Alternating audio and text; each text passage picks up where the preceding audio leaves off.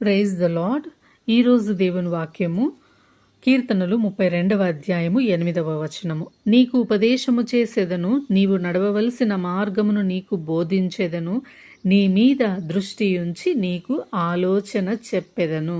హల్లెలూయా, ఆమేన్. ఈరోజు దేవుడు మన జీవితానికి గొప్ప మార్గదర్శి అయి ఉండబోతున్నాడు. నమ్మకంతో, విశ్వాసముతో ఆమేన్ అని మనము చెప్పాలండి. ఎందుకంటే దేవుడే ఈరోజు మనకి ఉపదేశకర్తగా, తండ్రిగా, మాదిరిగా, మార్గదర్శిగా ఉండబోతున్నాడు. ఈ యొక్క ఉపదేశము, ఈ మాదిరి, ఈ యొక్క మంచి మార్గంలో నడిపించే ఒక వ్యక్తి ఎవరుంటారండి మనకి జీవితంలో కదా? దేవుడు మాత్రమే. దేవుని మాటలు మనం వినాలి అంటే మన అడుగులు, మన జీవిత ప్రయాణము మొదట దేవుని బైబిల్ గ్రంథం మీద ఉండాలి. వాక్యం వైపు మన అడుగులు ఉండాలి. అప్పుడు ఆ వాక్యము మన మార్గమునకు వెలుగుగా ఉంటుంది. హల్లెలూయా. ఇక్కడ ఈ 32వ కీర్తన దావీదు మహారాజు గారు రాసినట్లుగా మనకు బైబిల్ చెప్తోంది. సో ఇక్కడ చూసుకుంటే దావీదు కీర్తన అని.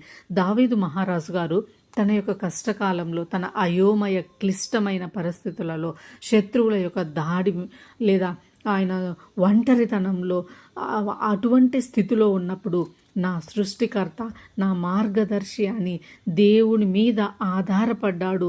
నా కోట, నా కొండ, నా ఆశ్రయ దుర్గము అయినటువంటి నా దేవుని మీద నేను ఆధారపడతాను అని ఎన్నో మాటలు మనకి కీర్తనల గ్రంథంలో కనిపిస్తూ ఉంటుంది. సో ఇక్కడ దావీదు మహారాజు యొక్క జీవితాన్ని దేవుడు మనకు ఇదిగో ఈ వేద పుస్తకంలో రాయించి ఉన్నాడు అంటే ఆయన వలె మనము దేవుని మీద ఆధారపడాలి అని దేవుని మాటలు మనకు చెప్తున్నాయండి. వారి యొక్క జీవితాల నుంచి మనం నేర్చుకోవాలి. కాబట్టి ఈరోజే మనము దేవుని మీద ఆధారపడదామా?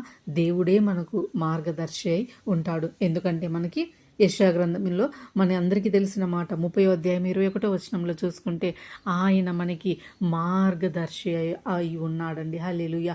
కుడికైనను ఎడమకైనను తొలగిపోకుండా ఇదే సరైన త్రోవ, దీనిలో వెళ్ళమని పరిశుద్ధ ఆత్మ స్వరము వెనక నుంచి ఒక శబ్దము మనకు వినిపింపజేస్తాడంట. హల్లెలూయా. ఎంత గొప్ప దేవుడు చూడండి. ఎప్పుడు మనకి ఈ స్వరం వినపడుతుంది అంటే మనము దేవుని మీద ఆధారపడినప్పుడు, మన యొక్క ప్రవర్తన అంతటి మీద ఆయనకి అధికారం ఇచ్చినప్పుడు, అప్పుడు మనకు జీవ మార్గాన్ని ఏదో మనకు చూపిస్తాడండి. హల్లెలూయా. అదే మనకి కొత్త నిబంధనలో కూడా నేనే మార్గమై ఉన్నానని ప్రభుల వారు మనకు చెప్తూ ఉన్నారు.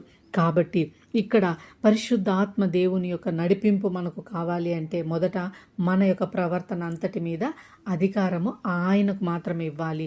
మనము సొంత జ్ఞానం మీదనో లేదా ఈ లోకంలో వ్యక్తులకో లేదంటే సాతానుకు మనము లోనైపోకుండా మన అధికారము అంటే మన మీద అధికారము ఎవరికి ఉండాలి అంటే మన సృష్టికర్త అయిన దేవునికి మాత్రమే ఉండాలి. అప్పుడు మనకి మంచి ఉపదేశం చేస్తాడు. ఉపదేశం చేసేవాళ్ళు మనకు లేకపోతే మన నోటికి వచ్చింది మనం మాట్లాడతాము, వెళ్ళకూడని మార్గంలో వెళ్తాము.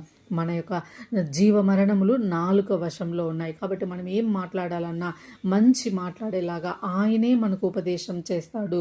ఏ మార్గంలో వెళ్ళాలో త్రొట్టిల్లకుండా మనము సరైన మార్గంలో వెళ్ళాలి అంటే ఆయనే మనకు నీతి మార్గాన్ని చూపిస్తాను అంటున్నాడు.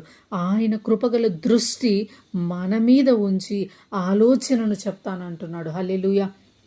ఎన్ని ఆశీర్వాదాలు ఈరోజు దేవుడు మనకు ఇస్తున్నాడు చూడండి. సామెతల గ్రంథము 3వ అధ్యాయము 5-6 వచనాలలో చూసుకుంటే, నీ స్వబుద్ధిని ఆధారము చేసుకొనక నీ పూర్ణ హృదయముతో యెహోవా యందు నమ్మిక ఉంచుము, ఆయన నీ త్రోవలను సరాలము చేయను అని దేవుని వాక్యం సెలవిస్తోందండి. కాబట్టి మన స్వబుద్ధి, మన సొంత బుద్ధిని, మన యొక్క తెలివితేటల మీద మనం ఆధారపడకూడదు. దేవుని మీద మనం ఆధారపడాలి. అప్పుడు ఇదిగో దావీదు మహారాజు, ప్రభువా నేను ఈ మార్గంలో వెళ్ళనా, ఈ యొక్క యుద్ధానికి వెళ్ళనా అని ప్రతిదీ కూడా దేవుని దగ్గర ఆయన మొర్రపెట్టి ఆయన యొక్క ఆలోచనను అడిగినట్లుగా ఉంది. అందుకనే దేవుడు ఇక్కడ దావీదు మహారాజుకి ఆలోచనకర్తగా ఉన్నాడు, మార్గముగా ఉన్నాడు. ఈరోజు ఆయన జీవితంలో నుంచి మనం కూడా ఏం తెలుసుకోవాలి అంటే ఆయన వలె మనం కూడా దేవుని మీద ఆధారపడి దేవుని యొక్క ఆలోచనను, దేవుని యొక్క ఉపదేశాన్ని మనము విని స్వీకరించాలి. అదేవిధంగా మనము కీర్తనల్లో 25వ కీర్తన 9వ వచనంలో కూడా గమనించినట్లయితే, న్యాయ విధులను బట్టి ఆయన దీనులను నడిపించును, తన మార్గమును దీనులకు నేర్పును. హల్లెలూయా. కాబట్టి మనం ఆయన దగ్గర దీనత్వము కలిగి వినయ విధేయతలతో భయభక్తులతో నేర్చుకుందామండి. అప్పుడు దేవుడు మనకి నేర్పిస్తాడు, తన నీతి మార్గాన్ని మనకు ఇస్తాడు. హల్లెలూయా. కాబట్టి దేవుడు యోహాను సువార్త 16వ అధ్యాయం 13వ వచనంలో చెప్తున్నారు, ఆయన సత్యస్వరూపి అయి ఆత్మ మన మీద ఉండి మనకు సత్య మార్గంలోనికి ఆయన నడిపిస్తాడని యోహాను సువార్త 16వ అధ్యాయం 13వ వచనం మనకు సెలవిస్తుంది. కాబట్టి ఆ సత్య మార్గము, జీవ మార్గము, నిత్య జీవంలోనికి మనము వెళ్ళాలి అంటే పరిశుద్ధ ఆత్మ దేవుని నడిపింపు ద్వారా మాత్రమే మనకు ఆ యొక్క అవకాశం దక్కుతుందండి. కాబట్టి ఇప్పుడే ఈ క్షణమే ప్రభువా, మా జీవితం మీద నీవే అధికారిగా ఉండి నీ దృష్టి మా మీద ఉంచి మమ్మల్ని సరైన మార్గంలో నడిపించండి అని దేవుణ్ణి అడుగుదాం, ప్రార్థించుకుందాం. పరిశుద్ధాత్మ దేవుడు మనల్ని ఆ రీతిగా నడిపించాలని కోరుకుంటూ దేవుడి కొద్ది మాటలు దీవించి మనల్ని ఆశీర్వదించి సమాధానముతో నింపునుగాక. ఆమేన్. చిన్న ప్రార్థన చేసుకుందాం. స్తోత్రం నాయన, స్తోత్రం ప్రభా, మా మార్గము మా జీవము అయి ఉన్నావు తండ్రి. మీకు వందనాలు, స్తోత్రము తండ్రి. ఈ దినం మాకు ఇచ్చినటువంటి గొప్ప వాగ్దానాన్ని బట్టి మీకు వందనాలు, స్తోత్రములు చెల్లించుకుంటున్నాం. మీరే మా జీవితానికి ఉపదేశకర్తగా ఉండండి. మాకు నడవవలసిన మార్గాన్ని చూపించమని వేడుకుంటున్నాం తండ్రి. మా స్వబుద్ధిని మేము ఆధారము చేసుకొనక అటు ఇటు వెళ్లకుండా మీ ఆత్మ వెనక నుంచి స్వరమును మాకు వినిపింపజేసిన తండ్రి, మీరు చూపించే మార్గంలో మేము వెళ్ళులాగున నిత్య జీవంలోనికి మమ్మల్ని అందరినీ నడిపించుకుంటారని ఈ చిన్న ప్రార్థన విజ్ఞాపన నజరేయుడు, రక్షకుడు, మార్గమై ఉన్న యేసయ్య అతి పరిశుద్ధమైన నామంలో అడిగి వేడుకుంటున్నాం తండ్రి. ఆమేన్.